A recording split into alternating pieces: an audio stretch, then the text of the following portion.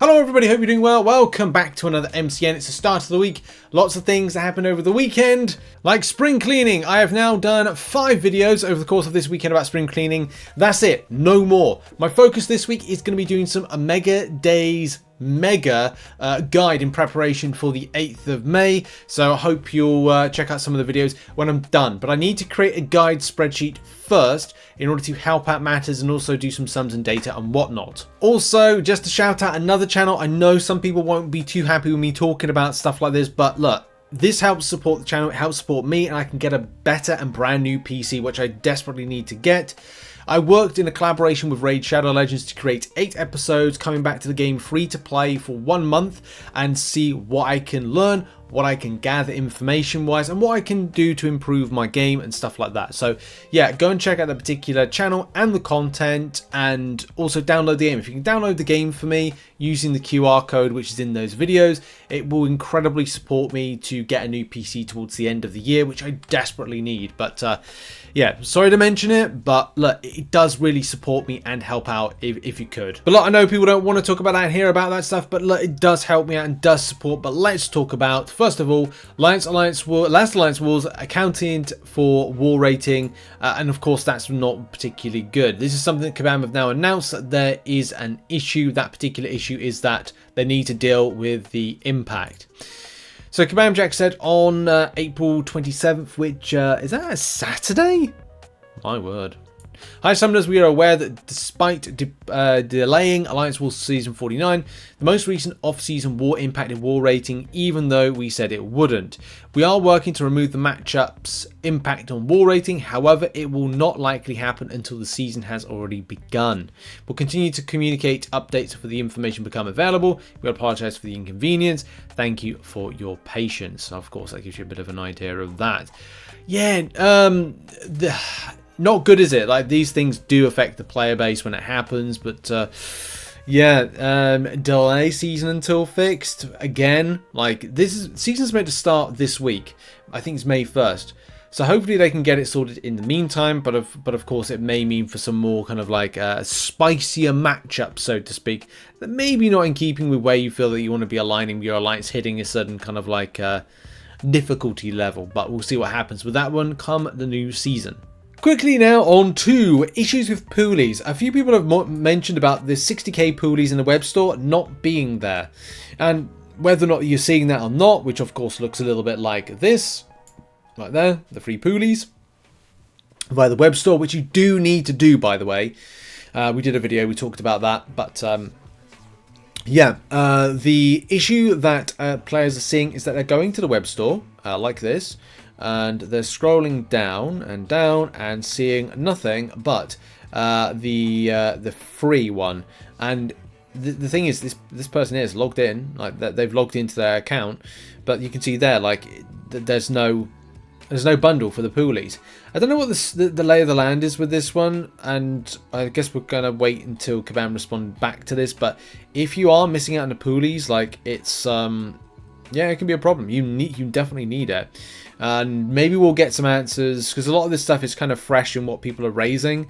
So hopefully Kabam see this, and you know, members of Kabam do actually watch the MCN, and anybody from Kabam that does watch this, links are always in the description to go to these particular forum threads that we're mentioning. And yeah, just hopefully you can help out these players that of course desperately need those 60k Poolies to continue on further with this event. But if you are not seeing them, you're not alone. Go check out the thread, and hopefully Kabam can get it sorted.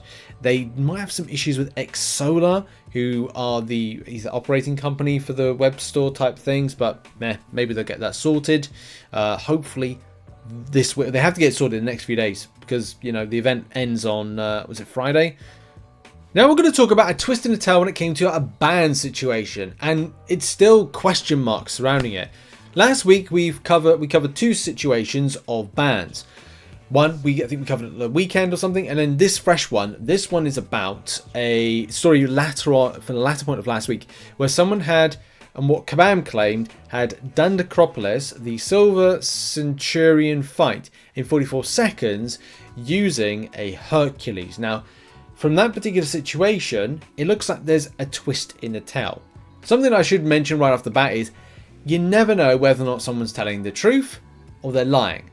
And a lot of people, even like friends of some of these people that get banned, will be adamantly backing up their friend, and you still don't know at that point of going, are they telling the truth or are they lying? This particular twist in the tale is from last week. So the reason we got this image up right here is the player in question, which I didn't really know much about, except for Kabam Crash responding back to the thread to say, hey, you cheated with, you know, using a Hercules in Necropolis against Silver Centurion, and it took 44 seconds and you downed that fight. With this is the evidence, which take it with a grain of salt at the moment, in that the player instead was claiming that, number one, they didn't do a path where path with Hercules against Silver Centurion, and they also claim that they did not use said Hercules, which you can see like an example of on screen right now. This is actually taken from these images. I'm not going to go too much deep into it because it's down to like Kabam to respond to this and say yay or nay, because at the end of the day, we don't really know what the lay of the land is with this player. Now, I don't know if Kabam Crashed is interested with responding back to this particular thread, or indeed kind of going in a bit more detail, because at the end of the day, adding more context to a situation that is an account ban is not something that Kabam necessarily do.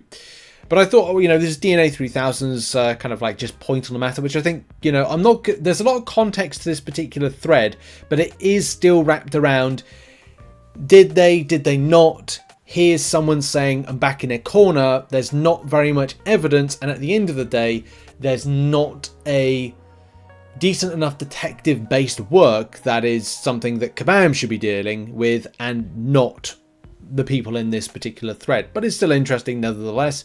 So DNA 3000 said, that doesn't sound like Crashed in response to somebody. Crashed, I know, would see the post, assume like I would that it was yet another cheater, claiming innocence, decided to check their account history and anti-cheat logs, and decide yet again, remind people not to argue with people who literally know more about your account than you do. I'm not saying Crashed or any other Kabam employee is infallible, but I've never seen a manual review be later proven wrong. I think that's actually happened once, but that I think was something to do with a new device that Kabam didn't register as a thing. Like I think it was a new Samsung device or something. Automated bans have been later overturned by manual review, but not manually reviewed bans. If Crash simply is going off the automated tools, there's the tiniest chance those could be wrong. If he actually manually checked the data, I would bet money he got it right. Incidentally, this is why Kabam does not in general discuss account disciplinary actions publicly. Yeah, that's what we said. Too many pretend lawyers or incompetent lawyers decide to jump into the fray, and too many people assuming they have right to have their cheating evidence presented for debate. Kabam doesn't discuss anti-cheat methods because that would make it easier to cheat. This is not a court of law, and Kabam has the right to refuse service to anyone. Yeah, and sadly, that's it. Like, you might be like, oh, there's a chance. If Kabam want you banned, they'll straight ban you. No one can prove what they did. They did not cheat by presenting screenshots of anything. A video of their entire run might conceivably be circumstantial evidence, but neither screenshots nor video can prove definitively that someone didn't do something. I think video would definitely help in this one. Needless to say, friends are attesting to others not cheating means less than nothing. You know, vouch for their character. How's that been working? You know, you could name many celebrities where they've had like character witnesses and it's, you know, not gone the way. But in any case, what are your thoughts on this particular matter?